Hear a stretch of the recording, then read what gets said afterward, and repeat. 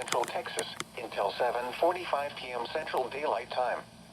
At 7:20 p.m. Central Daylight Time, a severe thunderstorm was located over Irving and is nearly stationary. Hazard, 60 miles per hour wind gusts. Source, radar indicated. Impact, expects damage to roofs, siding, and trees. Locations impacted include Dallas, Irving, Grand Prairie, Carrollton, Coppell, Farmers Branch, Cockrell Hill, Dallas Luffield, and DFW Intl Airport. This includes the following highways: Interstate 35 between mile markers 430 and 440.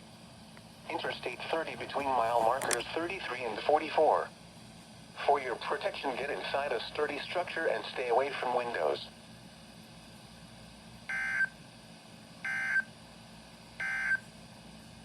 The current